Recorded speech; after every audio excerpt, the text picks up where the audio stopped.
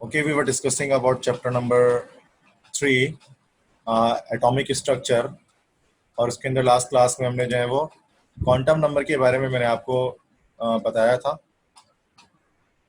About principal azimuthal magnetic and spin quantum number.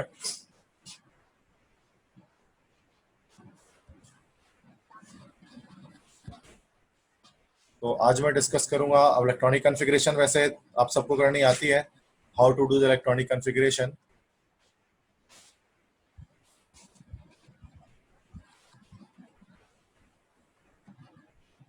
तो electronic configuration तो आप सब जानते हैं कि हाउ टू डू कैसे की जाती है, 1s2 2s2 2p6 3s2 3p6 4s2। ठीक है, तो इसमें कोई इशू तो किसी को नहीं होता, आई थिंक सो, कि जैसे अगर आपको लिथियम का कहा जाए कि लिथियम की इलेक्ट्रॉनिक कॉन्फ़िगरेशन आप करें तो आप इजीली लिथियम के इलेक्ट्रॉनिक कॉन्फ़िगरेशन को कर सकते हैं। ठीक है, like that is 1s2 2s2, ठीक है, एंड देन 2p3। तो लिथियम को वैसे 7 नहीं होता, लिथियम का जो है वो 3 होता है। तो इन दैट केस बहुत अस्सलाम वालेकुम। हाँ बोलो।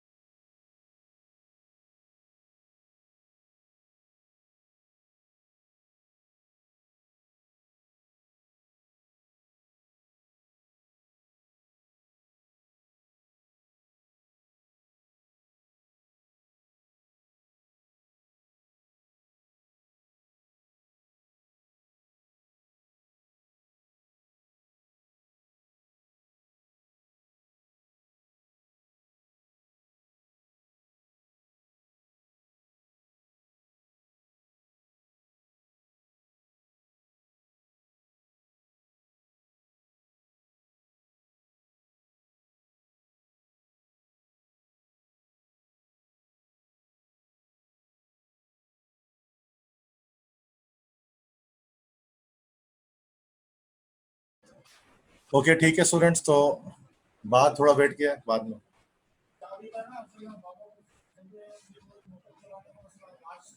अभी क्लास में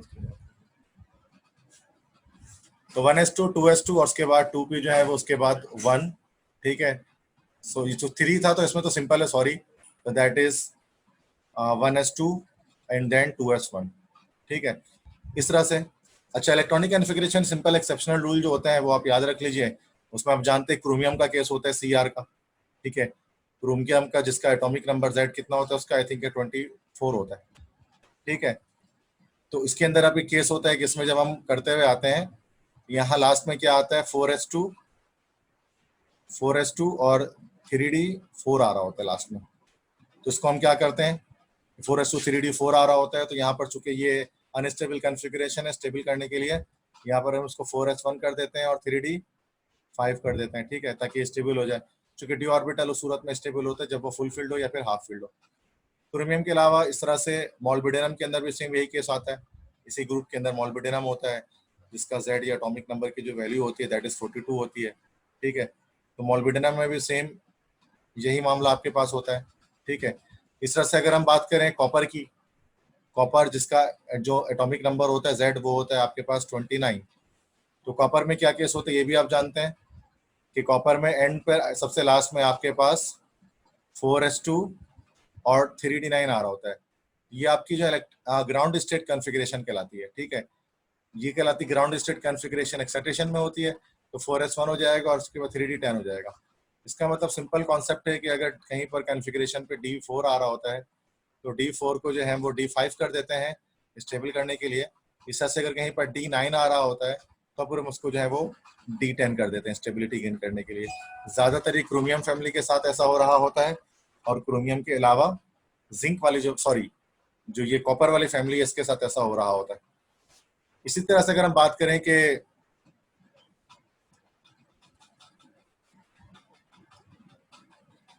इसी तरह से अगर हम बात करें कि अबाउट आइंस आइंस के बारे में बात कीजिए, जैसे किसी ने आपको दे दिया Na+, सोडियम पॉजिटिव आइन, इसकी इलेक्ट्रॉनिक कॉन्फ़िगरेशन बताइए, जबकि एटॉमिक नंबर इसका आपको दे दिया गया कि वो है 11। तो जाहिर सी बात है, अब सोडियम पॉजिटिव का मतलब ये होता है कि उस पर एक इलेक्ट्रॉन लॉस है। जब इसकी कॉन्फ़िगरेशन करेंगे 1s2, जब उसकी कॉन्फ़िगरेशन हम करेंगे दैट इज 1s2 3s2, ठीक है। उसके अलावा फिर सॉरी 1s2 2s2, इस तरह से 2p6 और 3s1 जब हम करेंगे, ठीक है। अब चूंकि ये तो 11 हो गया, लेकिन चूंकि एक इलेक्ट्रॉन उसमें निकला हुआ है तो यहाँ पर 3s1 में 1 कट कर देंगे। इस तरह से आइंस की करते हैं। अगर माइनस आएगा तो हम क्या करेंगे, एडिशन कर देंगे। -1 होगा तो एक इलेक्ट्रॉन ऐड कर देंगे, -2 होगा तो ऐड कर देंगे। सिंपली आइंस की कॉन्फ़िगरेशन। तो आई थिंक इलेक्ट्रॉनिक कॉन्फ़िगरेशन में कोई मसला आपको नहीं होगा। आगे जब हम जाते हैं तो हमारे पास रूल्स आते हैं इलेक्ट्रॉनिक कॉन्फ़िगरेशन के। तो असल में 4 रूल्स होते हैं इलेक्ट्रॉनिक कॉन्फ़िगरेशन करने के, that is Pauli exclusion principle, N+L rule, aufbau principle, और नेक्स्ट होता है Hund's rule of maximum multiplicity, ठीक है। अब इनमें सब में क्या क्या डिफरेंस होता है, सबसे पहले हम यहाँ पर डिस्कस करते हैं जैसे कि पॉली एक्सक्लूजन प्रिंसिपल। पॉली से पहले मैं एक और रूल डिस्कस करूंगा इसका, ठीक है। तो पहले मैं आपको रूल बताता हूँ, that is called N+L rule. N+L rule, N+L में N क्या चीज होती है, यहाँ पर N आपके पास जो होती है that is principal quantum number, और L यहाँ पर आपके पास होता है that is called azimuthal quantum number, जिसको हम सब्सिडियरी क्वांटम नंबर भी कहते हैं। N+L रूल क्या कहता है कि इलेक्ट्रॉन्स आर फिल्ड, मैं लिख देता हूँ यहाँ पर, electrons are filled in the orbitals in order of their increasing N+L values, कि जब भी इलेक्ट्रॉन को फिल किया जाएगा ऑर्बिटल्स के अंदर तो इंक्रीजिंग N+L वैल्यू के एतबार से उनको फिल किया जाता है। मतलब लोअर N+L वैल्यू वाले पहले फिल होते हैं ऑर्बिटल्स, और ग्रेटर N+L वैल्यू ज्यादा फिल होते हैं, बाद में फिल होते हैं। जैसे जब आप 1s2 इस तरह 1s2 करते हैं ना कि 1s, उसके बाद 2, देन फिर आप लिखते हैं जैसे कि 2s2। इस तरह से जब आप इलेक्ट्रॉनिक कॉन्फ़िगरेशन कर रहे होते हैं, इस तरह से 3s2, तो यहाँ पर असल में आप N+L रूल फॉलो कर रहे होते हैं। क्योंकि अगर 1s कोई बात की जाए तो यहाँ पर n की वैल्यू तो 1 हो गई और s की वैल्यू 0 हो गई, तो N+L वैल्यू उसकी 0 है, ठीक है। नेक्स्ट अगर हम बात करें 2s की बात करें तो इसमें 2 है, 3s की बात करें तो 3 है। तो आप देख सकते हैं इंक्रीजिंग N+L वैल्यू के लिहाज से ये वैल्यूज चल रही होती हैं, ठीक है। तो जब भी इलेक्ट्रॉन्स को ऑर्बिटल में फिल करते हैं तो इंक्रीजिंग N+L वैल्यू के एतबार से करते हैं। इसी तरह से नेक्स्ट हमारे पास जो प्रिंसिपल होता है that is called aufbau principle. यहाँ पर याद रखें कि ऑफबो किसी का साइंटिस्ट का नाम नहीं है। तो ऑफबो असल में यहाँ पर एक जर्मन वर्ड है, एक जर्मन वर्ड है, और इसके मतलब क्या होते हैं, इसके मतलब होते हैं बिल्डअप, तामीर करना, ठीक है। That is build up. Aufbau principle क्या कहता है, सिंपल ये बात कहता है कि electrons are filled in the orbitals in order of their increasing energies, ठीक है। मतलब इलेक्ट्रॉन्स जो फिल किया जाता है ऑर्बिटल के अंदर वो इंक्रीजिंग एनर्जी ऑर्डर के लिहाज से फिल किया जाता है, ठीक है। मतलब लोअर एनर्जी वाले ऑर्बिटल्स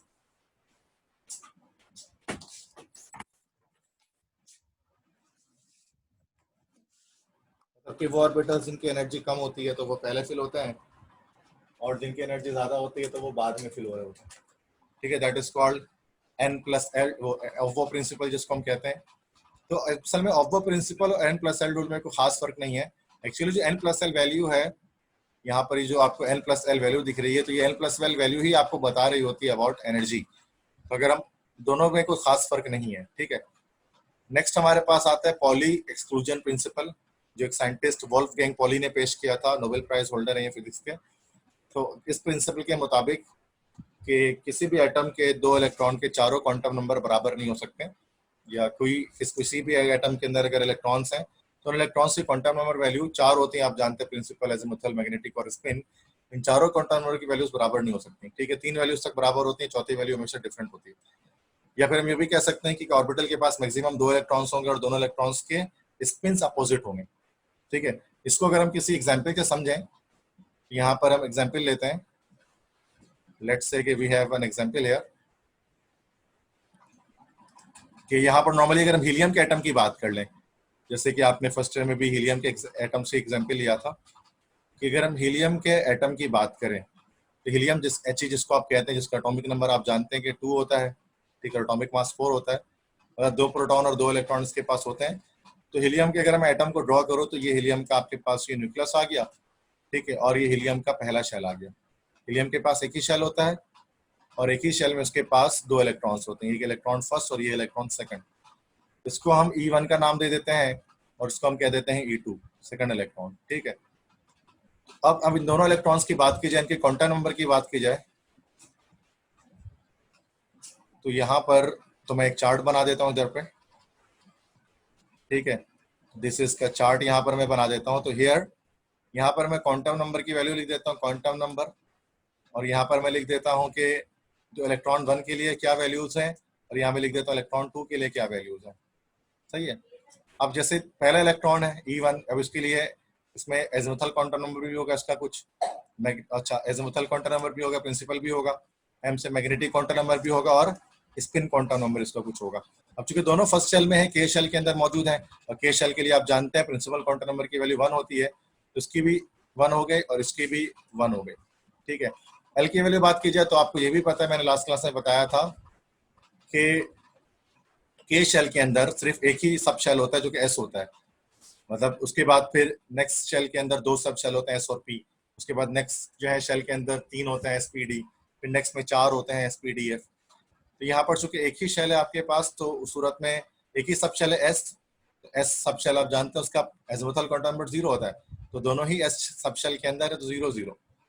इस तरह मैग्नेटिक की बात की जाए तो जाहिर सी बात है कि एस ऑर्बिटल का एक ही ओरिएंटेशन होता है, क्योंकि हम 0 ओरिएंटेशन कहते हैं उसको, तो दोनों के मैग्नेटिक क्वांटम नंबर सेम है।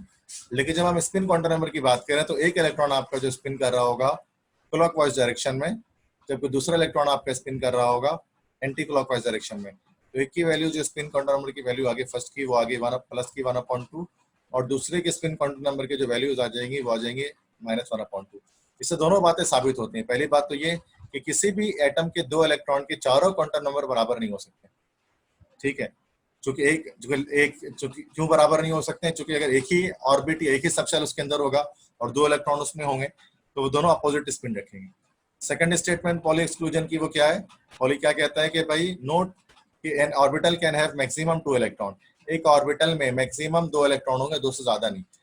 क्योंकि अगर आप 2 से ज्यादा कर दोगे तो आपको लाजमी तीसरे इलेक्ट्रॉन को जो स्पिन होगा वो पहले या दूसरे के बराबर रखना होगा, मतलब क्लॉकवाइज या काउंटर क्लॉकवाइज, दैट्स व्हाई, ठीक है। So this is the simple example of helium atom of Pauli exclusion principle. अच्छा, नेक्स्ट हमारे पास उसके बाद फिर एक और हमारे पास जो रूल मौजूद है, ठीक है, that is called Hund's rule. Scientist था हुंड के नाम से, तो Hund's rule of maximum multiplicity भी उसको हम कहते हैं, ठीक है। That is also called Hund's rule of maximum multiplicity. तो Hund's rule of maximum multiplicity क्या कहता है, ये कहता है कि if similar energy orbitals are present then electrons are filled in unpaired manner to acquire stability। मतलब अगर सिमिलर एनर्जी ऑर्बिटल अवेलेबल हो तो इलेक्ट्रॉन पहले अनपेयर्ड मैनर में फिल होता है, उसके बाद पेयरिंग होती है।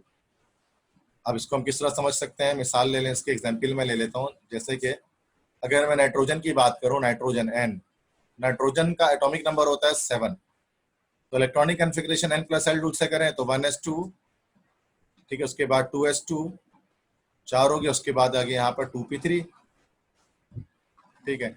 That is simple N+L rule के तहत अगर हम करें तो ये सिंपल इस तरह से हम कर देते हैं। अगर इसी में अगर हम जो है वो पॉली एक्सक्लूजन प्रिंसिपल फॉलो करें, फॉलो करनी है,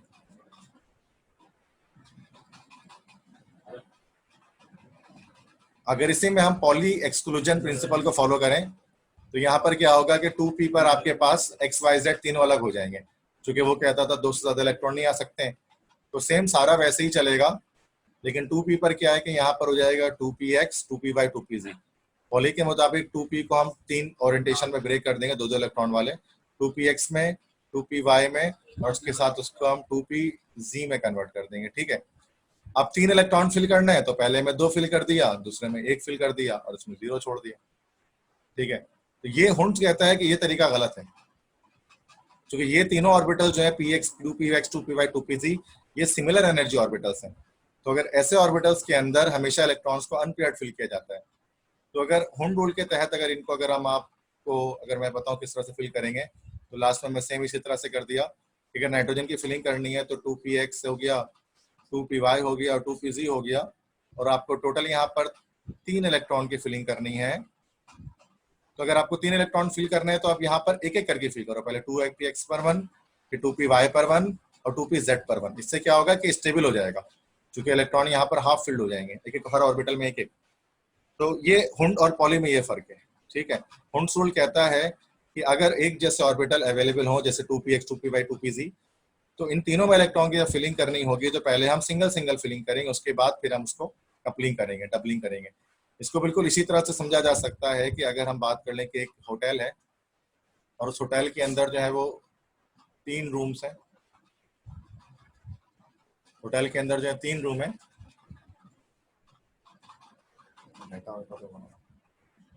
दिल्ली की दोस्त को लिख कर, और एक होटल के अंदर 3 रूम्स हैं, ठीक है। तो रूम 3 है, जैसे एक रूम का नाम px है, एक रूम का नाम py है, एक रूम का नाम pz है, ठीक है।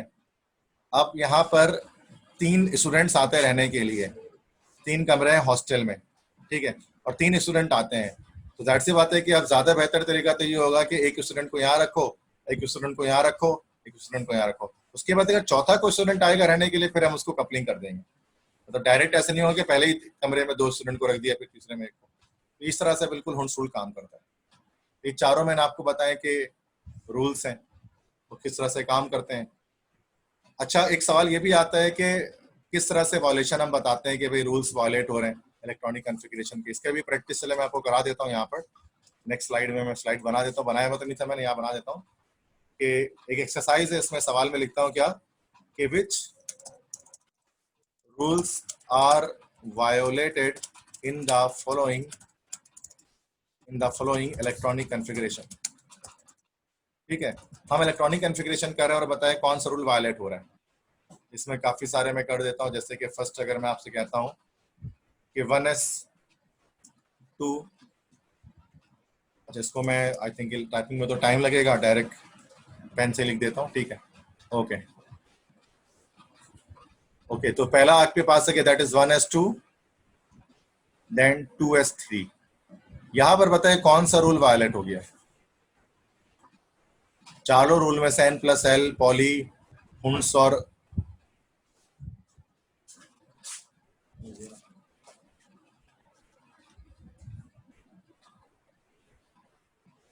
इकेट के जो स्टूडेंट की फीस आई, इकेट की क्लास यहाँ पर हो लेगी तो ऑनलाइन बताया तो तुम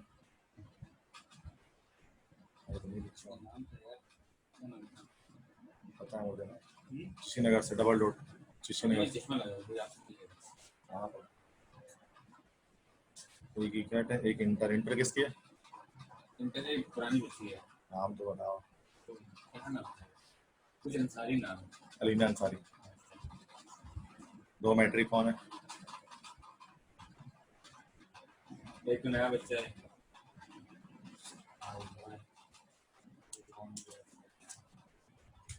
और देखते हैं, रसीदें ना रखिएगा।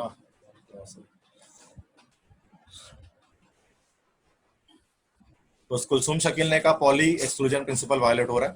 तो मैं आपको बता दूं, एक बार हिंट दे दे रहा हूँ कि कैसे पता लगता है कौन सा रूल वायलेट हो रहा था, क्या बता सको। देखो, सबसे पहले हम चेक करते हैं कि n+l रूल वायलेट हो रहा है कि नहीं। ठीक है, n+l रूल उस वक्त वायलेट होता है, टूट जाता है, अगर आगे पीछे ऑर्डर, अगर आगे पीछे हो मतलब ऑर्बिटल्स का। ठीक है, आगे पीछे अगर ऑर्डर हो तो n+l रूल वायलेट होता है। और अगर बीच से कोई ऑर्बिटल आप गायब कर दो, छोड़ दो, लिखो ही ना, तो उस सूरत में जो है वो प्रिंसिपल वायलेट हो रहा होता है। ठीक है, नेक्स्ट, अगर किसी भी ऑर्बिटल में 2 से ज्यादा इलेक्ट्रॉन आ गए तो उस सूरत में क्या होता है कि पॉली एक्सक्लूजन प्रिंसिपल वायलेट हो रहा होता है। ठीक है, और अगर कपलिंग के बजाय, अगर सिंगल सिंगल फिल करने के बजाय कपल में इलेक्ट्रॉन्स को फिल कर दिया जाए तो फिर हुंड्स रूल वायलेट हो रहा होता है। इस तरह से हम कहते हैं। ठीक है, so this is how it is done. ठीक है, तो सबसे पहले आप ये देखें यहाँ पर कि 1:2s3 1:2s ये ठीक है। एन देखो ऑफ वो प्रिंसिपल के लिहाज से भी ठीक है, दोनों है और दोनों ऑर्डर में भी। n+l भी सेट हो गया, ऑफ वो भी सेट हो गया, लेकिन यहाँ s पर 3 इलेक्ट्रॉन है, तो उसका मतलब यहाँ पर जो रूल टूट गया, वॉयलेट हो गया। वो कौन सा वॉयलेट हुआ? पॉली एक्सक्लूजन प्रिंसिपल यहाँ पर जाकर वॉयलेट हो गया। अब सेकंड अगर मैं आपसे एक और एग्जांपल देता हूँ, ठीक है, या पॉली, यस अनिकुल हसन आपने ठीक कहा कि 1:2 2:2 3:2 2p6। अब यहाँ पर बताइए कौन सा रूल वायलेट हो रहा है? n+l ऑफ वो पॉली और हुंड्स में से।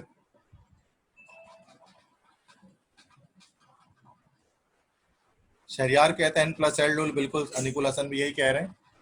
तो बिल्कुल सेट है कि यहाँ पर n+l रूल की वायलेशन हो रही है, और वजह यह है कि 2p को पहले आना चाहिए था, 3s को बाद में आना चाहिए था, ठीक है। दैट्स वाई यहाँ पर n+l रूल की वायलेशन हो रही है।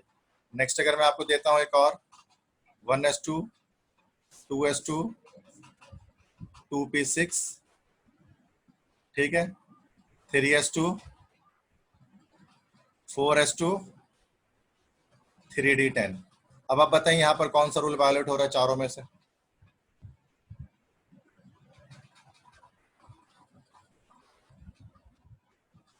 जो पहला रूल वायलेट हो रहा है, बस ये बताइए।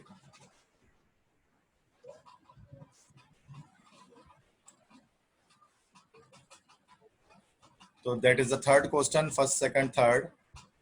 तो थर्ड क्वेश्चन में बताएं मुझे, yes Bisma Shahzad, can you listen to me?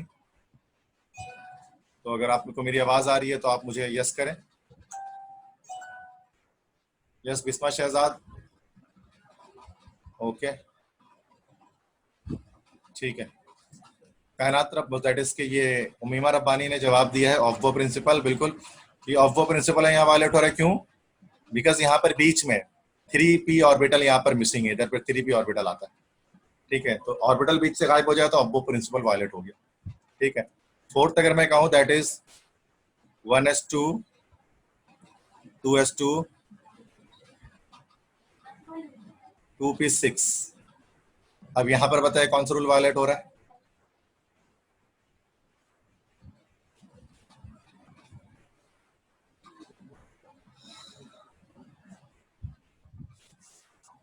Fourth number है, बताएं 1:2 2:2 2p6। कौन बताएगा सबसे पहले? शहरियार ने कहा कोई भी नहीं, अनिकुल हसन ने कहा कोई भी नहीं। अरे बच्चे इसके अंदर पॉली एक्सक्लूजन प्रिंसिपल वायलेट हो रहा है। p पर 6 इलेक्ट्रॉन आ गए ना, तो किसी भी ऑर्बिटल पे 2 से ज्यादा इलेक्ट्रॉन नहीं आ सकते हैं। यहाँ पर ये पॉली एक्सक्लूजन प्रिंसिपल यहाँ पर वायलेट हो गया है, समझ रहे हो? तुम किसी भी 2 से ज्यादा नंबर अगर लिखा हुआ तो पॉली वायलेट हो जाएगा, सिंपल इतनी सी बात याद रखो, ठीक है। नहीं तो px तो जाहिर सी बात नहीं, मैं ये जैसे ऊपर भी तो नहीं था ना, 1s पे चेक करो, यहाँ पर कहा था, यहाँ पॉली क्यों वायलेट हुआ? इसी वजह से हुआ ना। तो फिफ्थ है, चलो पांचवा सवाल देखो। अब अगर आ जाए 1:2 2:2 2px 2py 2pz, ठीक है। अब इसमें यहाँ पर 3 आया हुआ है, यहाँ पर 0 और यहाँ पर 0। अब यहाँ कौन सा रूल वायलेट हो रहा है? यहाँ चेक करके बताएं which rule is violated here.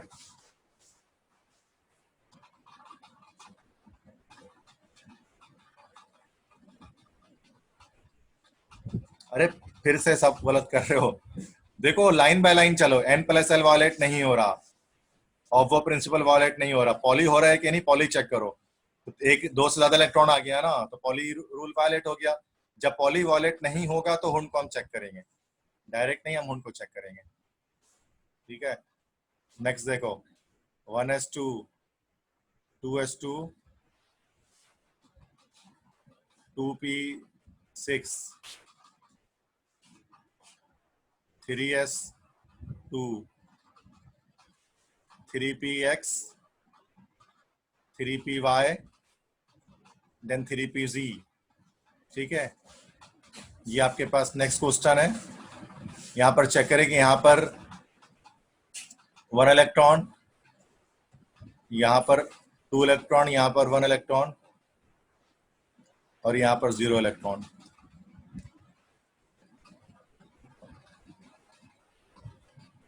Yes बताएं जरा, यहां पर कौन सा रूल वायलेट हो रहा है चारों में से?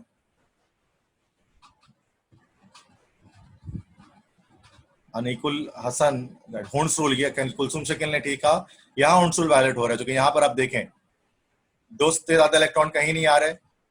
ठीक है, चेक इधर पर, अच्छा यहाँ पर आप इधर पर देख रहे हो ना निकुल हसन, यहाँ 6 देकर आपने पॉली कह दिया। लेट सपोज टू से कि यहाँ पर भी इस तरह से ही किया हुआ था, इस तरह से मान लो कि 2p जो है वो यहाँ पे 2px 2py 2pz करके ही था। ठीक है, 2px 2py और 2pz करके था यहाँ पर, सेम इसी तरह से। और इलेक्ट्रॉन यहाँ पर 6 फिलते हैं, 1 2 3 और 4 5 6। अब सेट है। अब बताओ, अब यहाँ वायलेशन आपको पॉली की नहीं दिख रही। शहरियार कहते हैं कुलसुम क्या कह रही है, हुंस रूल वायलेट हो रहा है। क्यों? क्योंकि यहाँ पर 3p पर आपको 3 इलेक्ट्रॉन दिख रहे हैं ना, एक एक करके लगाना चाहिए था, 3px पर 1, 3py पर 1, 3pz पर 1। ठीक है, तो ये तो इस तरह से आप समझते हैं कि किस तरह से रूल वायलेशन हो रही है, किस तरह से। ठीक है, तो नेक्स्ट एक और आपको मैं क्वेश्चन देता हूँ, तो इसमें पता है लास्ट क्वेश्चन दे रहा हूँ, उसमें सही से बताना है कि 1s2। ठीक है, उसके बाद फिर आपके पास नेक्स्ट ऑर्बिटल आया 2s2, उसके बाद नेक्स्ट ऑर्बिटल है आपके पास 2px and 2py and 2pz। एक इलेक्ट्रॉन यहाँ पर, एक इलेक्ट्रॉन यहाँ पर और यहाँ पर 0 इलेक्ट्रॉन। यहाँ पर बताएं कौन सा रूल वायलेट हो जा रहा है इस वाले पे, दिस वन। बताएं सारे बच्चे कि which rule is violated in the following electronic configuration?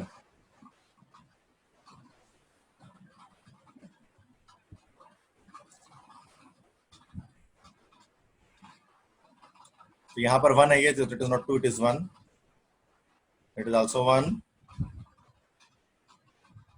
And it is 0 here.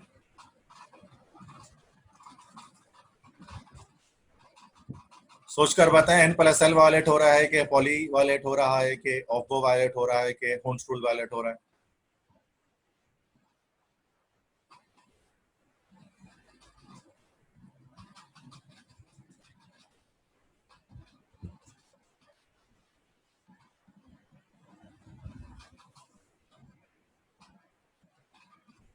तो ये XT1096 पता नहीं कौन है, उन्होंने बोला ऑफबो। तो शहरियार कह रहे हैं पॉली एक्सक्लूजन प्रिंसिपल। और देखें, कोई और बताए? मोमिना कह रही है हुंस रूल वायलेट हो रहा है।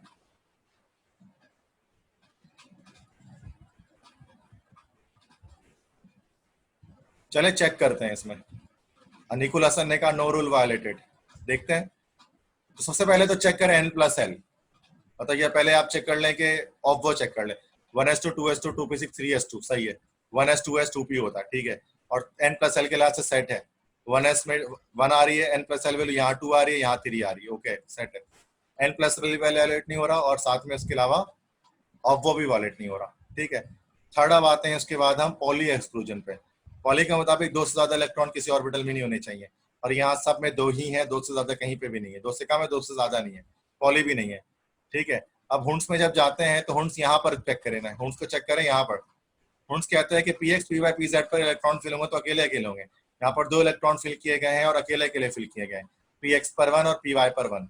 यहाँ पर इसका मतलब कि यहाँ N plus L, Pauli, Hund और ऑफ बोर, इसमें से कोई भी रूल वायलेट नहीं हो रहा। तो ये परफेक्ट एक करेक्ट इलेक्ट्रॉनिक कॉन्फ़िगरेशन है, जैसे कि दनिकुल हसन ने बताया। ठीक है, तो आई थिंक अब आपको समझ में आ गया होगा कि किस तरह से हम इस क्वेश्चन को चेक करते हैं। तो मसला है अभी, तो पूछ लें आप मुझसे, कोई रूल आपको नहीं समझ में आता तो इसमें चारों में से, एन प्लस एल, ऑफ वो, पॉली और हुंड, इन चारों में से कोई रूल अगर ना समझ में आए तो पूछ लें। ठीक है, उसके बाद नेक्स्ट लास्ट टॉपिक है चैप्टर 4 का, उसमें हम आते हैं, चैप्टर 3 का सॉरी, उसमें हम आते हैं। तो that is atomic radius, ionisation potential, electron affinity, electronegativity.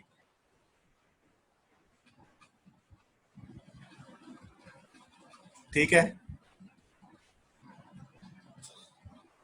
तो एटॉमिक रेडियस क्या चीज होती है पहले इसको डिस्कस करते हैं, ठीक है। तो आप कैसे डिफाइन करेंगे एटॉमिक रेडियस को? डिफाइन करेंगे, आज काफी सारे स्टूडेंट मौजूद हैं, कोई भी स्टूडेंट मुझे बताए व्हाट इज एटॉमिक रेडियस। जब तक कि मैं स्लाइड प्रिपेयर कर लूं, मुझे स्लाइड प्रिपेयर करने का टाइम नहीं मिला तो साथ साथ में प्रिपेयर कर रहा हूं। एटॉमिक रेडियस ये सिंगुलर है असल में, इसी का अगर प्लूरल अगर कहा जाए तो that is called atomic radii. Atomic radii कहेंगे तो वो प्लूरल कह जाएगा, ठीक है। रेडियस और रेडियाई में खास फर्क बस यही होता है सिंगुलर और प्लूरल का।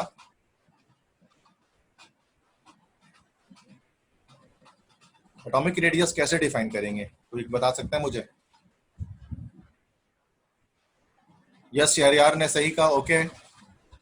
देखिए जब भी कोई, अगर हम बात करें सर्कुलर चीज होती है तो उसका एक रेडियस होता है, ठीक है। जैसे मिसाल के तौर पर अगर हम यहाँ पर अगर हम सर्किल में ड्रॉ कर दूं, ठीक है, अगर मैं यहाँ पर एक सर्किल ड्रॉ करता हूँ, ठीक है, और सर्किल से अगर मैं इस सर्कल से अगर मैं यहाँ पर एक लाइन ड्रॉ करता हूँ यहाँ से यहाँ तक, तो ये लाइन क्या कहलाएगी? इस लाइन को हम क्या कहते हैं?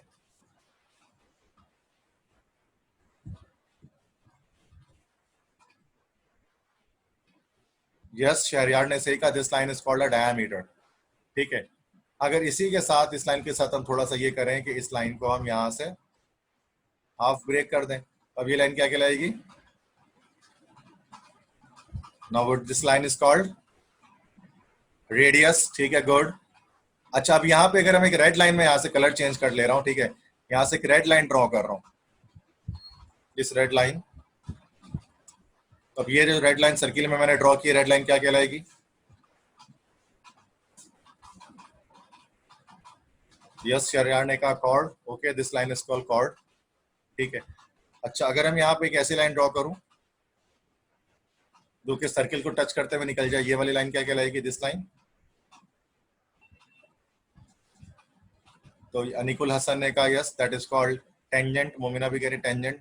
अगर ये लाइन इस तरह से पास करते हुए निकल जाए तो what this line is called? Yes, yes Shahryar ने सही कहा, इसको हम लोग कहते हैं secant.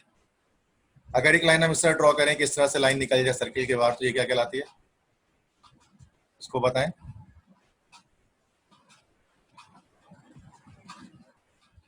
Not line segment, circle को देखते हुए है तो लाइन सेगमेंट बट सर्किल से बाहर है।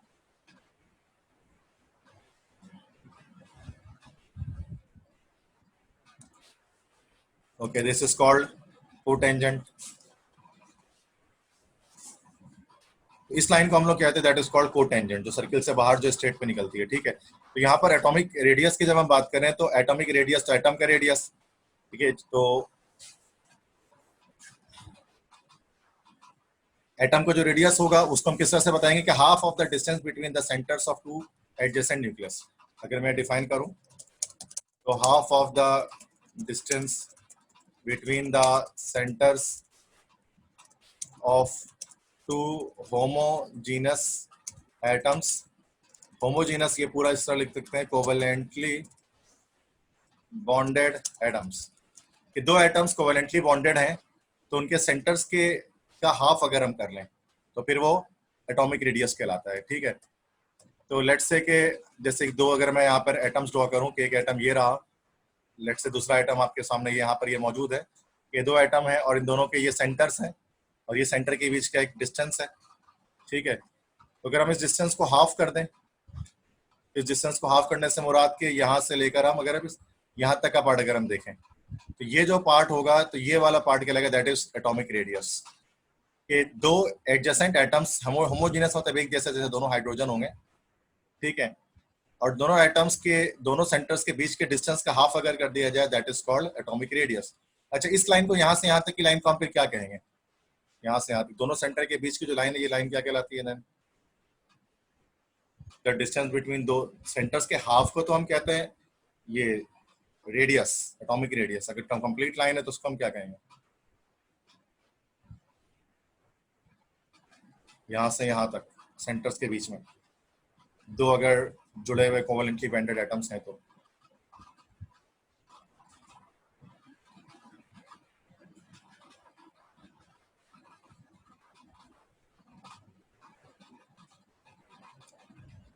तो नोबडी नोस।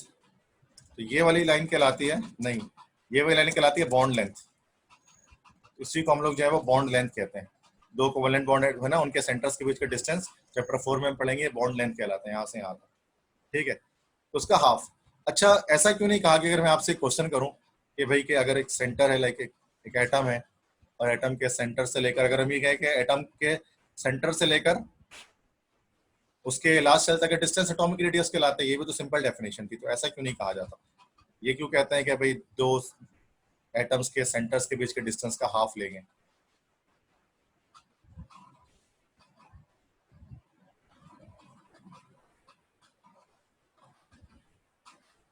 तो हम डायरेक्टली ये भी कह सकते हैं कि सेंटर से लेकर जो है वो लास्ट सेल तक का डिस्टेंस एटॉमिक रेडियस है, ये आसान हो जाएगा।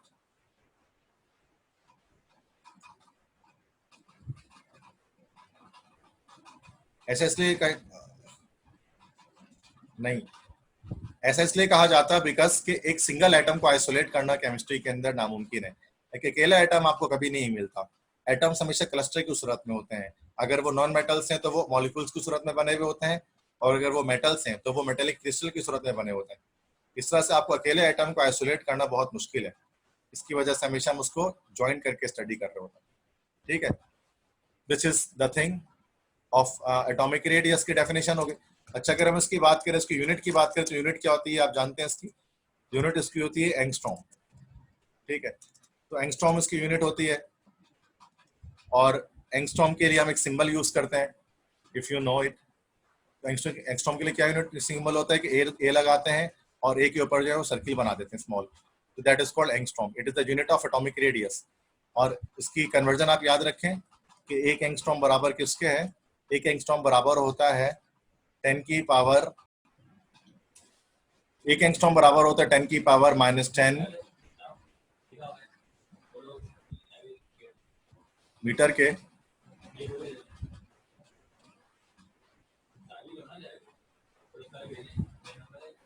और एक एंगस्ट्रॉम बराबर होता है 10 की पावर -8 सेंटीमीटर के। ठीक है, ये आपकी कन्वर्जन यूनिट्स हैं डिफरेंट, इसको आप याद रखें मीटर में और सेंटीमीटर में। अच्छा, नेक्स्ट अगर हम इसके फैक्टर्स की बात करें कि किन किन फैक्टर्स पर ये डिपेंड करता है, तो ये दो फैक्टर्स पर डिपेंड करते हैं। मतलब एटॉमिक रेडियस कब ज्यादा होगा, एटॉमिक रेडियस कब कम होगा एटम्स का, अगर हम इस बारे में बात करें तो दो फैक्टर्स पर डिपेंड करता है। वो दो फैक्टर सिंपली आप याद रख सकते हैं कि एटॉमिक रेडियस, ठीक है, वो डायरेक्टली प्रोपोर्शनल किसके होगा? नंबर ऑफ शेल के। सिंपल।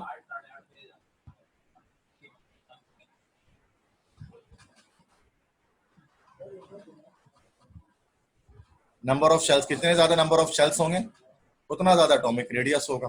ठीक है, शेल्स बढ़ेंगे रेडियस बढ़ेगा, और एटॉमिक रेडियस इनवर्सली प्रोपोर्शनल किसके होगा? न्यूक्लियर चार्ज के।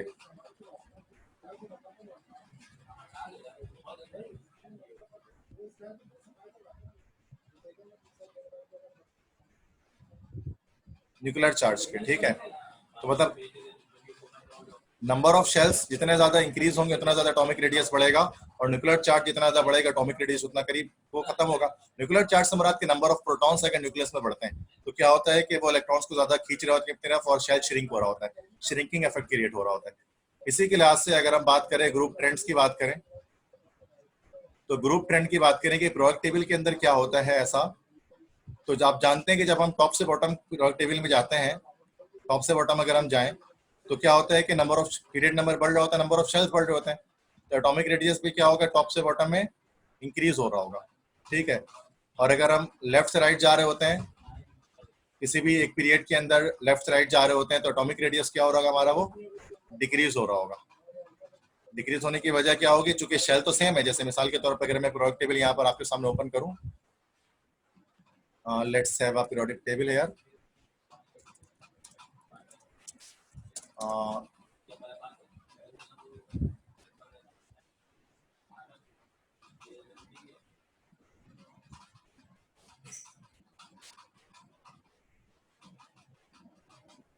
तो लेट्स से कि ये प्रोडक्ट टेबल बल्कि दूसरी ले लेता हूँ, ये है, इसको सेव कर लेते हैं।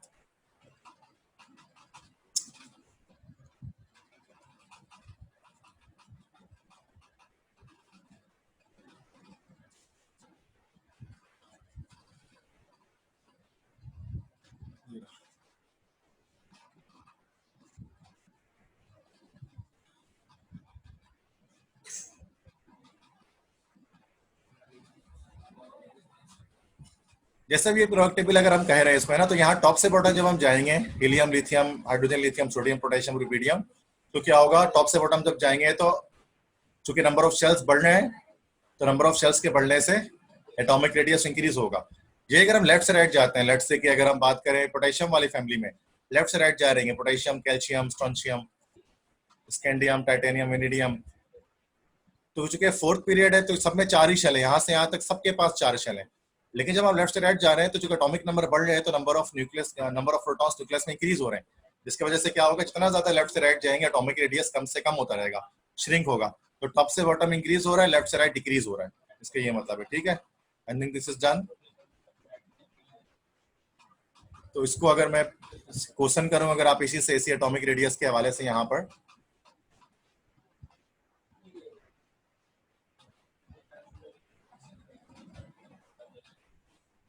तो अगर मैं बात करूं कि अगर आपसे लाइक मैग्नीशियम की बात करूं, मैग्नीशियम एंड बेरियम, तो दोनों में आप बताइए मुझे कि बड़ा एटम कौन सा होगा मैग्नीशियम और बेरियम में से, which one has the bigger atom?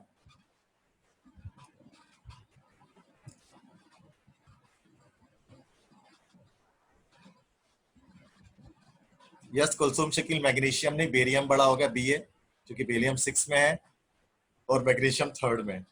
ठीक है, तो ये जो बेरियम होगा वो बड़ा होगा। ठीक है, अच्छा अगर मैं बात करूं और के, अगर मैं बात करूं नाइट्रोजन और नाइट्रोजन और फॉस्फोरस, दोनों में से किसका साइज बड़ा होगा, बिगर साइज बताइए, बड़ा एटम किसका होगा? यस शहरयार ने कहा फॉस्फोरस बड़ा होगा, बिल्कुल सिंपल है, जो कि फॉस्फोरस नीचे पाया जा रहा है 3rd पीरियड में।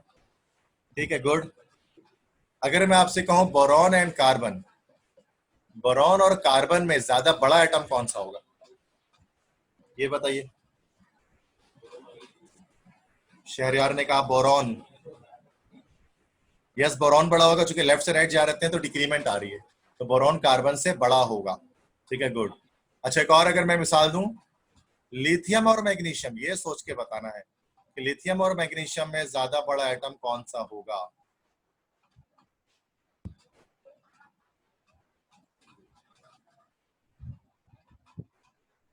लिथियम और मैग्नीशियम में सोचना पड़ेगा।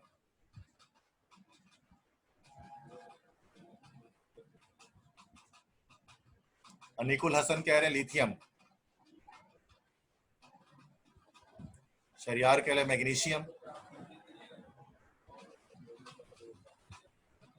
कुलसूम कह रही है मैग्नीशियम, ईमान अफसर भी कह रही है मैग्नीशियम, जस बिस्मा शहजाद आप बताएं। मैग्नीशियम। देखें सिंपल रूल आपको कोलैप्स कर रहा है। देखिए हमारे पास जो हमारे पास रूल है ना, वो या तो लेफ्ट से राइट का है या तो टॉप से बॉटम का है, बस। और अगर आप इस तरह से अगर आप जा रहे हैं ना, इस तरह से, ये लिथियम और मैग्नीशियम में, ये इस तरह की लाइन क्या कहलाती है आप जानते हैं ना, this line is called diagonal, इसको हम लोग कहते हैं डायगोनल। तो आपने सेकेंडरी में चैप्टर में पढ़ा था डायगोनल रिलेशनशिप के बारे में, कि डायगोनल पे तो जो एटम होते हैं ना, वो लगभग सेम होते हैं, एक जैसे होते हैं, उनकी प्रॉपर्टी एक जैसी होती है। तो यहाँ लिथियम, मैग्नीशियम, इस तरह से स्कैंडियम, जिरकोनियम, टेंटेलम, सीबोर्गियम, इन सब के साइजेस जो है ना वो सेम होंगे। डायगोनल में जो एलिमेंट्स होते हैं वो सेम प्रॉपर्टी एग्जिबिट करते हैं। ठीक है, याद रखिएगा कि डायगोनल वाले, इसको डायगोनल रिलेशनशिप भी कहा जाता है। ठीक है, इसलिए आया भी तो था कि उसमें रीजन में आता था ना कि भाई lithium and magnesium resemble with each other but they belong to different groups, कि लिथियम और मैग्नीशियम दोनों अलग अलग ग्रुप में है, उसके बावजूद तो रिजेंबल क्यों करते हैं, वजह ये है कि बिकॉज डायगोनल रिलेशनशिप में मौजूद है।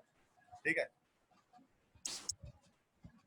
तो बॉस मेन टॉपिक है ये ग्रुप ट्रेंड का, पेपर में काफी आस्क किए जाते हैं इसके हवाले से, तो जरा याद रखें इन चीजों को। यूनिट एंगस्ट्रॉम थी, मैंने आपको इसमें बता दिया कि फैक्टर्स क्या है, किन फैक्टर्स पर डिपेंड करता है, और मैंने यहाँ पर आपको उसका ग्रुप ट्रेंड बता दिया। ठीक है, तो ये चीजें होंगी। अच्छा इसमें अगर हम रीजंस की बात करेंगे, तो रीजंस में ये होता है कि cations are smaller than their parent atom.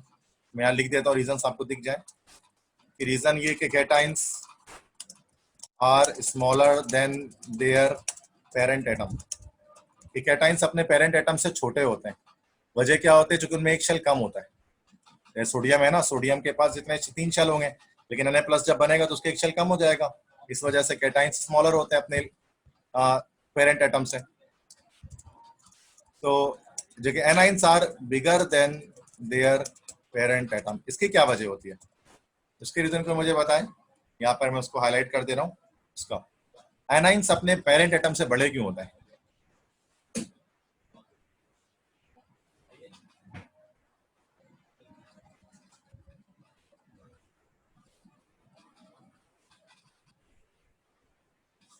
ये शेर यार, ये आपने बहुत गलत जवाब दिया। इलेक्ट्रॉन गेन करने के बाद शेल में कोई इजाफा नहीं होता। शेल तो नहीं रहता है ना, वो ऑक्टेट कंप्लीट हो जाता है। 3 शेल हो तो 3 ही रहेगा, चौथा थोड़ी ना हो जाएगा इलेक्ट्रॉन गेन करने के बाद। इलेक्ट्रॉन लॉस करने से शेल खत्म होता है, बट गेन करने से बढ़ता नहीं है। सोचो, दिमाग लगाओ।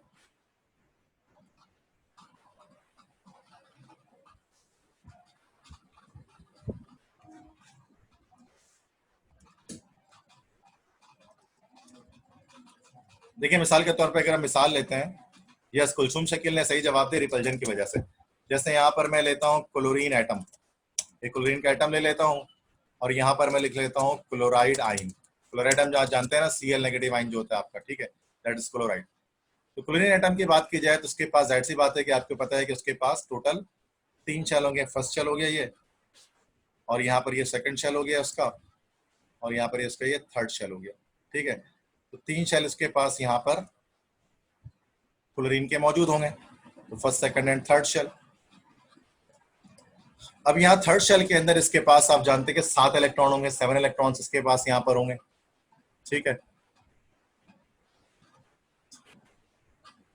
तो यहाँ पर मैं 7 इलेक्ट्रॉन्स बना देता हूँ कि यहाँ पर इधर पर आए तो दैट इज 1 2 3 4 5 6 7 इलेक्ट्रॉन है। ये क्लोरीन आपका हो गया, ठीक है। और Cl नेगेटिव कब बनेगा? जब बाहर से कोई एक इलेक्ट्रॉन इसको यहाँ से मिल जाएगा, तो ये Cl नेगेटिव बन जाएगा। और जब इलेक्ट्रॉन इसके 7 से 8 जब हो जाएंगे ना, और यहाँ पे तो 8 इलेक्ट्रॉन पहले से हैं, तो क्या होगी, इन दोनों शेल के बीच में रिपल्जन हो जाएगी। और जब रिपल्जन होगी तो क्या होगा कि पहला शेल और दूसरा शेल, तीसरा शेल जो है वो दूर चला जाएगा, ठीक है। इससे क्या होगा कि रिपल्जन की वजह से इसका साइज बड़ा हो जाएगा, ठीक है। कुलसुम शकील ने सही रीजन इसका दिया। अच्छा, एक और रीजन हमारे पास यहाँ पर होता है, इसका भी जवाब मुझे आप दें कि एटॉमिक रेडियस से रिलेटेड है कि PCl5 और वो Pi3 तो पॉसिबल होता है, बट Pi5 पॉसिबल क्यों नहीं होता? फॉस्फोरस पेंटा आयोडाइड, फॉस्फोरस टाइओडाइड तो एक कंपाउंड है हमारे पास केमिस्ट्री में, लेकिन Pi5 को कंपाउंड नहीं है। उसकी क्या वजह है?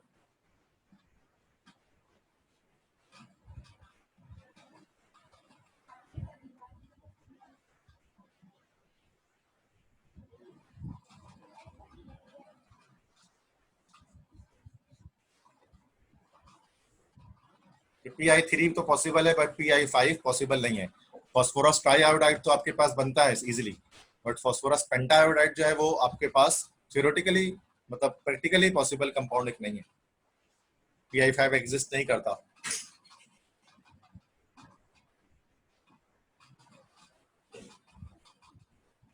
नॉट चार्ज की वजह से, बिकॉज फॉस्फोरस को जो एटम होता है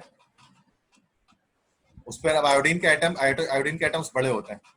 यह सही है, तो शरियार का सही जवाब है। तो अब जैसे इसमें अब 3 एटम्स है ना, 3 एटम तो उसको आयोडीन के सराउंड कर सकते हैं,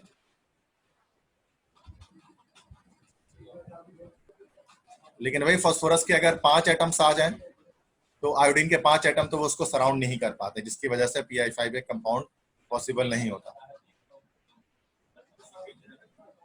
ठीक है। तो this is atomic radius. Next है एटॉमिक रेडियस। तो एटॉमिक रेडियस के बाद आयोनाइजेशन पोटेंशियल, जिसको हम आयोनाइजेशन एनर्जी भी कहते हैं।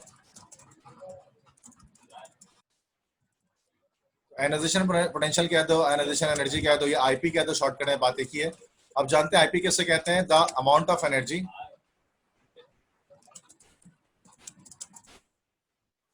which is required to remove an electron from the last shell. Yes, Aniqul Hasan सही कह रहा है, from the last shell of an atom। मतलब इलेक्ट्रॉन को निकालने के लिए लास्ट शेल से जो एनर्जी देनी पड़ती है वो आपके पास कहलाती है आयोनाइजेशन एनर्जी, ठीक है। लास्ट शेल से किसी भी इलेक्ट्रॉन को निकालते हैं। अब इसकी यूनिट किस में होती है? इसकी यूनिट या तो आप दो तरह से लिख सकते हैं, तो किलो जूल पर मोल लिख सकते हैं ये, या फिर इसका भी कह सकते हैं किलो कैलोरी पर मोल, ये भी हो सकता है। या इसको एक और तरह से यूनिट भी इसकी होती है इलेक्ट्रॉन वोल्ट पर एटम। तो ये तीनों यूनिट जो है वो आपके पास आयनाइजेशन पोटेंशियल आयनाइजेशन एनर्जी की यूनिट है, क्योंकि एनर्जी चाहिए होगी इलेक्ट्रॉन को लास्ट शेल से खींचकर निकालने के लिए। फैक्टर्स की बात अगर की जाए तो फैक्टर्स अगर हम बात कर लें तो वो अपोजिट होते हैं, अपोजिट टू एटॉमिक रेडियस के उलट। मतलब जैसे कि उसमें क्या था कि नंबर ऑफ शेल के डायरेक्टली प्रोपोर्शनल थी ना एटॉमिक रेडियस, जबकि यहाँ पर नंबर ऑफ शेल के इनवर्सली प्रोपोर्शनल होता है आयनाइजेशन एनर्जी। ठीक है, इस तरह से वहां पर न्यूक्लियर चार्ज की इनवर्सली प्रोपोर्शनल था, या न्यूक्लियर चार्ज का डायरेक्टली प्रोपोर्शनल हो जाएगा। ठीक है, सिंपल इस तरह से हम इसको देखेंगे। तो जब हम ग्रुप ट्रेंड की बात करें तो उसमें भी उलट हो जाएगा, अपोजिट टू आई आर हो जाएगा, एटॉमिक रेडियस को उल्टा बिल्कुल। जैसे कि यहाँ पर अगर हम प्रोडक्ट टेबल चेक करें, यहाँ अगर हम टॉप से बॉटम जाएंगे, टॉप से बॉटम जाने पर ऊपर से नीचे आने पर आपको क्या होगा कि ऊपर से नीचे आने पर एटॉमिक रेडियस तो बढ़ रहा होता है लेकिन आयनाइजेशन एनर्जी कम हो रही होगी। लेफ्ट से राइट जाते हुए एटॉमिक रेडियस तो कम हो रहा होता है बट इलेक्ट्रॉन आयनाइजेशन एनर्जी बढ़ रही होगी। वजह क्या है? वजह ये कि जाहिर सी बात है, जब नंबर ऑफ शेल्स बढ़ेंगे तो वैलेंस इलेक्ट्रॉन दूर से दूर जाता रहेगा।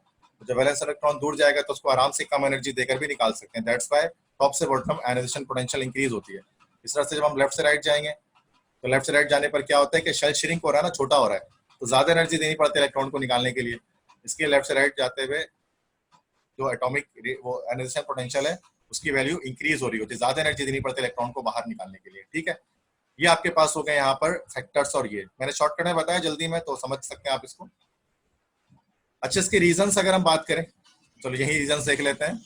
ठीक है, तो अगर मैं यहाँ कलर शायद चेंज कर लूँ, हाँ ओके, नाउ लेट्स सी। अगर मैं आपसे कहूँ कि सोडियम एंड लिथियम, बताए दोनों में से ज्यादा किसकी होगी आयनाइजेशन एनर्जी?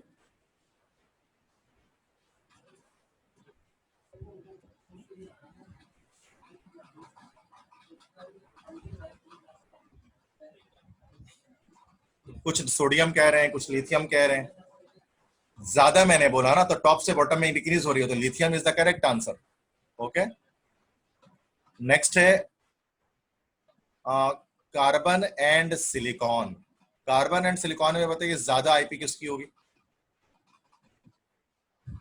खुद ढूंढे यहाँ पर। ओके ठीक है, तो कार्बन की होगी चूंकि टॉप पर है, सिलिकॉन नीचे है। Good, well done. Next,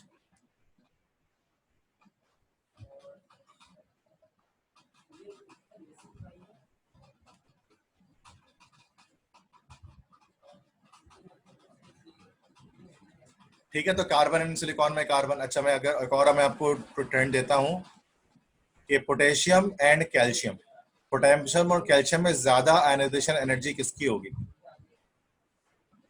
potassium और कैल्शियम में ज्यादा, कहना तरफ सही, ये अपने उमीमा ने कहा, जरमीन ने कहा कैल्शियम होगी। गुड है, ठीक है, वेल डन है, दैट कैल्शियम की हो जाएगी।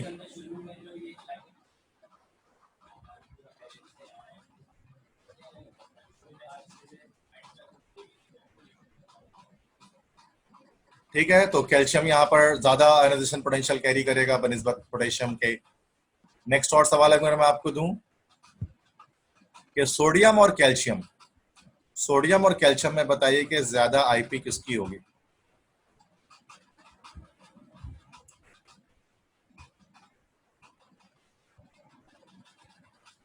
सोडियम और कैल्शियम में।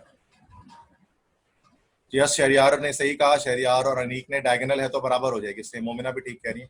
अच्छा, एक और चीज आप देखें जरा, एक बहुत, अब यहाँ एक मुश्किल सवाल मैं आपसे करूंगा कि नाइट्रोजन एंड ऑक्सीजन दोनों में से ज्यादा आईपी किसकी होगी, आयनाइजेशन पोटेंशियल की वैल्यू? उमीमा ने कहा ऑक्सीजन, उन्होंने नॉर्मल लेफ्ट से राइट वाला तरीका देख लिया कि लेफ्ट से राइट आईपी की वैल्यू क्या हो रही है, इंक्रीज हो रही है ना, सिंपल सी बात है, तो ऑक्सीजन की ज्यादा होगी, नाइट्रोजन की कम होगी। बट यहाँ ऐसा नहीं होता इस पोजीशन पे। ठीक है, नाइट्रोजन ऑक्सीजन के केस में यहाँ पर नाइट्रोजन की ज्यादा होगी आईपी। जरमीन ने जैसे आंसर दिया, जरमीन आप मुझे इसके रीजन बता सकते हैं कि व्हाट इज द रीजन के नाइट्रोजन की जो आयनाइजेशन पोटेंशियल है वो ज्यादा है ऑक्सीजन से? क्या वजह है इसकी? अगर आपका ये जवाब है नाइट्रोजन तो क्या आपको रीजन पता है? तो यहाँ पर एनएमएलएस बिहेवियर देखने में आता है इस जगह पर कि नाइट्रोजन की वैसे तो कम होनी चाहिए लेकिन ज्यादा होती है ऑक्सीजन से। या कोई और बच्चा भी बता दे क्योंकि इसको पता है ये रीजन।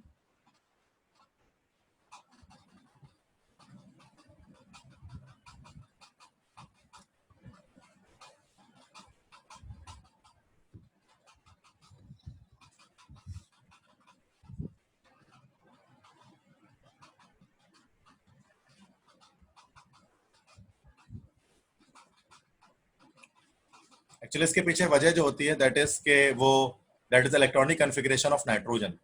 अगर मैं आपको यहाँ पर दिखाऊं तो देखिए, नाइट्रोजन की जब हम बात करें, नाइट्रोजन की इलेक्ट्रॉनिक कॉन्फ़िगरेशन जब आप करोगे तो आखिर में आपको मिलेगा 2px 2py 2pz। नाइट्रोजन की अगर मैं बात करूँ, मैं उसकी इलेक्ट्रॉनिक कॉन्फ़िगरेशन करता हूँ 2px 2py 2pz, ठीक है। तो यहाँ पर 1 आ गया, यहाँ पर 1 आ गया, यहाँ पर 1 आ गया, आखिरी में इस तरह आ रहा होता है। ये कॉन्फ़िगरेशन आप जानते हैं स्टेबल कॉन्फ़िगरेशन होती है। तो नाइट्रोजन एक ज्यादा स्टेबल मॉलिक्यूल होता है बनिस्बत ऑक्सीजन के। दैट्स वाई जल्दी इसके इलेक्ट्रॉन बाहर नहीं आते due to its stable configuration of half filled. ये वजह होती है नाइट्रोजन के ज्यादा, इसलिए नाइट्रोजन लेस रिएक्टिव भी होता है ऑक्सीजन से। नाइट्रोजन का अगरचे ज्यादा रिएक्टिव होना चाहिए। हवा में देख सकते हैं, हवा में दोनों गैसेज हैं, नाइट्रोजन भी है ऑक्सीजन भी है। लेकिन आप जानते हैं कि जलने के लिए जो गैस मदद देती है, जो गैस जलती है, जो फास्टर रिएक्शन करती है, वो ऑक्सीजन है। नाइट्रोजन तो एक तरह का इनर्ट गैस है। इनर्ट मतलब जो ज्यादा फास्टर रिएक्शन नहीं करती, ठीक है। दैट्स द रीजन कि ये नाइट्रोजन की आयनाइजेशन पोटेंशियल ज्यादा है ऑक्सीजन से, क्योंकि हाफ फील्ड कॉन्फ़िगरेशन है। ये सिर्फ इन दो ही गैसेस के अंदर पाया जाता है, ठीक है। अनिकुल हसन। अच्छा, अब अगर और मैं आपसे एक बात करूं आपसे कि यहाँ पर आप मुझे एक सवाल और बताइए कि मेटल और नॉन मेटल में से ज्यादा आयनाइजेशन पोटेंशियल किसकी होगी, ज्यादा आईपी वैल्यू मेटल्स की होगी कि नॉन मेटल्स की होगी? ऐसी सोच के बताएं। ज्यादा IP value, yes, non metals की होगी। शहरियार का जवाब सबसे पहले आया। चूंकि नॉन मेटल से इलेक्ट्रॉन को निकालना मुश्किल होता है, इसलिए उसको ज्यादा एनर्जी देनी पड़ती है। जबकि मेटल से इलेक्ट्रॉन को निकालना आसान होता है, तो कम एनर्जी देकर भी आप इलेक्ट्रॉन को उससे निकाल सकते हैं, ठीक है। That is a simple way. तो ये आई थिंक अब आप समझ चुके हैं आयनाइजेशन पोटेंशियल में किसी को कोई भी मसला है तो मुझसे पूछ सकते हैं। ये वैल्यू कंप्लीट समझ में आ गई आयनाइजेशन पोटेंशियल सबको? No issue at all? Okay, next हमारे पास उसके बाद जो टॉपिक आता है, that topic is electron affinity.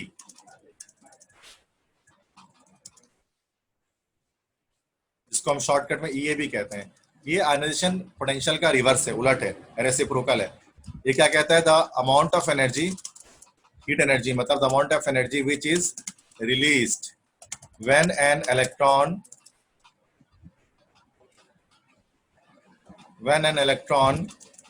enters in the last shell of an atom in its gaseous state, ठीक है।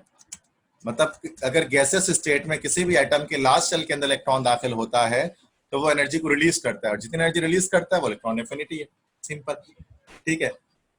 तो जबकि तो ये जो प्रोसेस होता है ये आपका एक्सोथर्मिक होता है, जबकि आयनाइजेशन पोटेंशियल का जो प्रोसेस होता है वो आपका एंडोथर्मिक होता है, क्योंकि वहां पर आपको एनर्जी देनी पड़ती है और यहाँ पर एनर्जी आपको मिलती है, ठीक है। तो इसकी जो यूनिट्स हो गए, यूनिट सेम है कि चूंकि एनर्जी है ये भी, तो किलो जूल पर मोल हो गई या फिर किलो कैलोरी पर मोल हो गई या फिर इलेक्ट्रॉन वोल्ट पर एटम हो गई। ये 3 यूनिट्स इसकी आप यूज कर सकते हैं जैसे आयनाइजेशन पोटेंशियल की है। और फैक्टर्स हैं और जो ट्रेंड है वो सेम है, मतलब सेम एज आईपी की तरह ही है। तो डायरेक्ट मैं उसको रिवाइज नहीं कर रहा, मतलब कि सेम वही है कि टॉप से बॉटम पे जाकर फिर वो डिक्रीज हो रही है, लेफ्ट से राइट जो है वो इंक्रीज हो रही है, सिंपल। अच्छा, एक और आखिरी बात अगर मैं आपसे करूं बच्चों के, लाइक अगर मैं आपसे पूछूं कि electron affinity of noble gases की इलेक्ट्रॉन एफिनिटी कितनी होती है, तो आपका क्या आंसर होगा?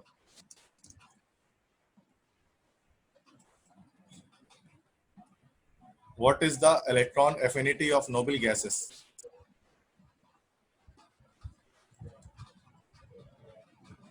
यस, शहरियार और कुलसुम ने कहा 0। क्यों 0? बिकॉज उनके जाहिर सी बात है कि इलेक्ट्रॉन इसमें जा ही नहीं सकते, लास्ट शेल फुल फिल्ड होते हैं, जिसकी वजह से उनके अंदर इलेक्ट्रॉन दाखिल नहीं हो सकते।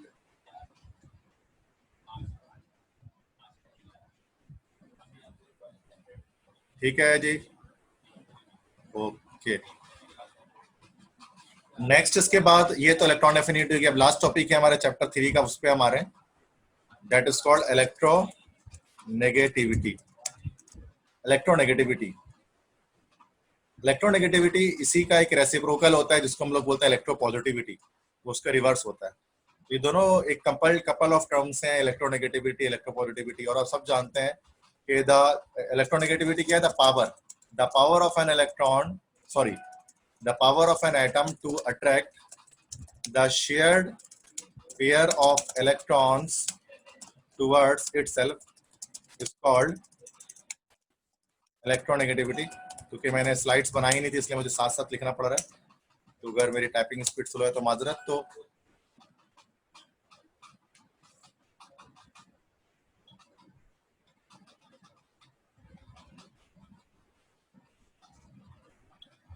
ठीक है, the power of an atom to attract the shared pair of electron towards itself is called electronegativity.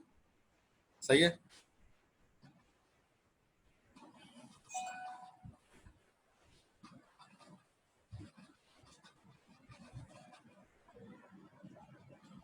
तो अच्छा, इलेक्ट्रोनेगेटिविटी की यूनिट अगर आपसे क्यों पूछे, मतलब किसी कोई भी एटम है तो वो इलेक्ट्रॉन के शेयर्ड पेयर को अपनी तरफ खींचता है, जिस ताकत से खींचता है वो ताकत कहलाती है इलेक्ट्रोनेगेटिविटी।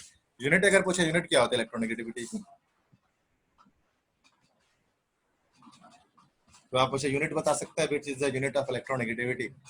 यस, कुलसुम शकील ने सही कहा, इट हैज नो यूनिट, इसकी कोई यूनिट नहीं होती, ये जस्ट एक रिलेटिव टर्म है। और कौन सा साइंटिस्ट था जिसने बताया था इलेक्ट्रोनेगेटिविटी के बारे में, आप जानते हो साइंटिस्ट का नाम, जिसने इसकी वैल्यूज बताई थी?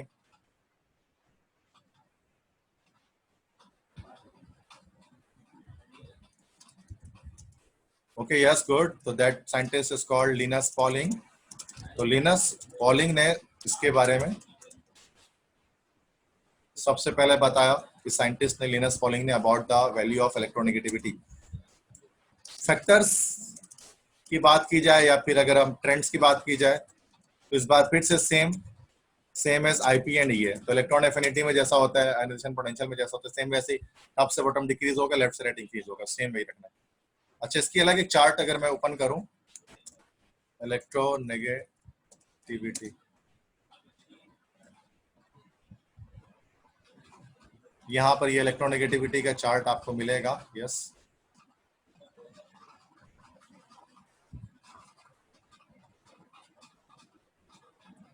यहाँ I think you can see a chart here. तो इस चार्ट में भी आप देखोगे टॉप से बॉटम जब हम जा रहे हैं तो डिक्रीज हो रही है, और लेफ्ट से राइट जब हम जा रहे हैं तो उस पर क्या हो रही है, इंक्रीमेंट हो रही है। ठीक है, तो अब वैल्यूज भी आप देख सकते हो, ये जीरो जो है 4 और 4 से कम वैल्यू है। मैक्सिमम जो वैल्यू आपको यहाँ पर दिखती है वो सीजियम की दिखती है और फ्रांशियम की, जो वैल्यू है 0.7। और उसके अलावा आपको फ्लोरीन दिखती है यहाँ पर 4.0, जो मैक्सिमम इलेक्ट्रोनेगेटिव एलिमेंट है, मोस्ट इलेक्ट्रोनेगेटिव एलिमेंट, जिसको हम लीस्ट इलेक्ट्रोपॉजिटिव भी कह सकते हैं। इस तरह सीजियम को हम लीस्ट इलेक्ट्रोनेगेटिव कहते हैं, तो मोस्ट इलेक्ट्रोपॉजिटिव भी कह सकते हैं। इस तरह हाइड्रोजन की याद रख लें, 2.1 होती है। इस तरह से हाइड्रोजन के अलावा कार्बन की याद कर लें, 2.5 होती है। क्लोरीन की याद कर लें, 3.0 होती है। सोडियम की बात कर लें, 0.9 होती है। बस एटलीस्ट इतने एलिमेंट्स के इलेक्ट्रोनेगेटिविटी को आप जहन में रखें, जो आपसे पूछे जा सकते हैं।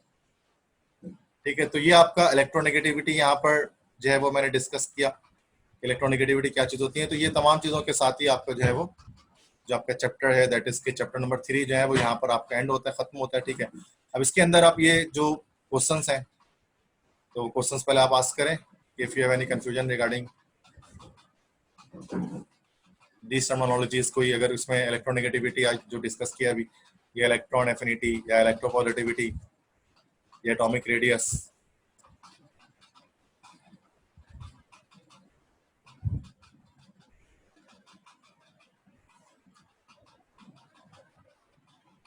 if you have any question regarding any topic, so I can repeat it here. ये चैप्टर 3 यहाँ पर खत्म होता है, तो नेक्स्ट फिर हम चैप्टर 4 को स्टार्ट करेंगे, दैट इज केमिकल बॉन्डिंग।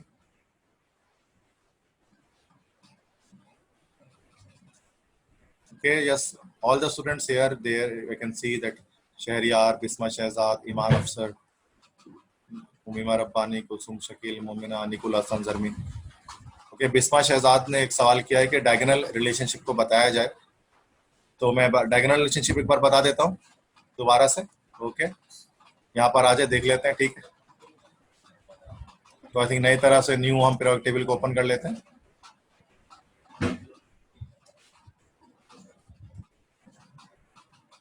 काफी कचरा हो गया यहाँ पर। ओके, क्योंकि यहाँ पे फिर से पीरियोडिक टेबल ओपन करते हैं। देखें यहाँ पर, यस बिस्मा शहजाद और बाकी स्टूडेंट भी देख लें कि एक तो हम पीरियोडिक टेबल में टॉप से बॉटम आ रहे होते हैं और एक हम लेफ्ट से राइट जा रहे होते हैं। ठीक है, दोनों तरीके हमारे पॉसिबल है, लेफ्ट से राइट भी जा सकते हैं, टॉप से बॉटम भी आ सकते हैं। तो अगर हम सिर्फ एटॉमिक की रेडियस की ही बात करते हैं, अगर सिर्फ एटॉमिक की रेडियस की बात करें,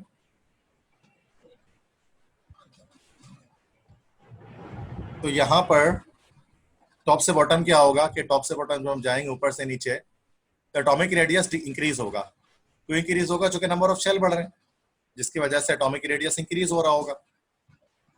ठीक है, जैसे हाइड्रोजन से बड़ा एटम लिथियम का होगा, लिथियम से बड़ा सोडियम का, और सबसे बड़ा एटम फ्रांशियम का होगा। ठीक है, अब यही पोटेशियम से रहते हुए अगर हम लेफ्ट से राइट जाते हैं इधर से, तो क्या होगा? जब लेफ्ट से राइट जाएंगे तो फिर शेल्स तो सेम है, सब में 4 ही शेल होंगे, लेकिन श्रिंक हो रहे होंगे shell due to the increase in magnitude of nuclear charge. इसलिए इस वाले फोर्थ पीरियड के अंदर सबसे बड़ा एटम पोटेशियम का होगा और सबसे छोटा एटम क्रिप्टॉन का होगा। ये तो आपको लेफ्ट से राइट पता लगा और टॉप से बॉटम पता लगा। अब आते हैं डायगोनल की तरफ, चूंकि आप डायगोनल भी मिल सकते हैं आपको पीरियोडिक टेबल में। जैसा मैं डायगोनल ये वाला लेता हूँ, जैसे पोटेशियम वाला। डायगोनल बहुत सारे बन सकते हैं, जैसे मैंने एक ये डायगोनल बनाया, एक डायगोनल आप ऐसे देख लें, एक ये डायगोनल बन गया हमारा। ठीक है, ये रहा, एक ये डायगोनल बना, एक यहाँ से डायगोनल देख लें, तीसरा डायगोनल यहाँ से बन गया। तो ये डायगोनल आई थिंक सही नहीं बना है। ये डायगोनल मैं यहाँ दोबारा बनाता हूँ कि इधर से, ये इधर से स्ट्रांशम होता हूँ, यहाँ पे आएगा। ओके, ठीक है, रेड कलर से, ये भी रेड से बना देता हूँ। ओके, ठीक है। अब क्या है कि यहाँ पर अब डायगोनल में जब आप देखेंगे ना, जैसे मैग्नीशियम की बात की जाए, लिथियम और मैग्नीशियम के साइज की बात की जाए, तो लिथियम मैग्नीशियम से, अब मैग्नीशियम लिथियम से नीचे, तो आपको सर साइज तो बड़ा होगा, लेकिन अब लिथियम मैग्नीशियम लिथियम के राइट पे भी है तो साइज छोटा भी होगा। तो यहाँ ऊपर से नीचे के लिहाज से देखा जाए तो साइज बड़ा हो रहा है, और लेफ्ट से राइट में देखा जाए तो साइज छोटा हो रहा है। इसकी वजह से क्या होगा कि डायगोनल में जब हम चलेंगे तो क्या होगा कि वो दोनों इफेक्ट मतलब काउंटर हो जाएंगे, ना ही वो लेफ्ट से राइट वाला इफेक्ट रहेगा, ना ही वो टॉप से बॉटम वाला इफेक्ट रहेगा। दैट्स व्हाई हम कहते हैं कि डायगोनल रिलेशनशिप के अंदर क्या होता है भाई, कि उसके अंदर जो है वैल्यूज जो है वो सेम रहती हैं। जैसे लिथियम और मैग्नीशियम और स्कैंडियम और जिरकोनियम और टेंटेलम, इन सब की एटॉमिक रेडियस भी सेम होगी, इनकी आयनाइजेशन पोटेंशियल भी सेम होगी, इलेक्ट्रॉन एफिनिटी भी सेम होगी, और इलेक्ट्रोनेगेटिविटी भी लगभग इन सबकी सेम ही होगी। Yes Bisma Shehzad, now the thing is clear और you have any more issue? कोई मसला और आपको है तो पूछ लें। ये क्लियर हो गया ये बात जो मैं बता रहा हूँ? Okay, any more student can ask as well. I have 6-7 minutes more to end up this Zoom lecture. तो 6-7 मिनट और है, कुछ और पूछना है तो पूछ लें इसमें।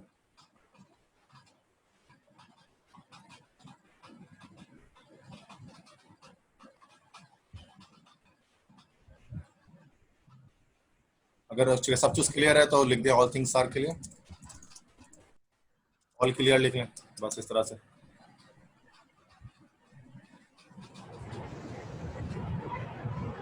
Fast fast, I need all the answers. Yes Bisma का तो हो गया, मोमिना भी, यस ईमान भी हो गई, 3 और, yes Zarmeen, Omeema, Aneek, Kulsum. Okay okay, इंशाल्लाह we will meet again tomorrow for chapter number 4 chemical bonding. Till then, take care of yourself. Allah Hafiz.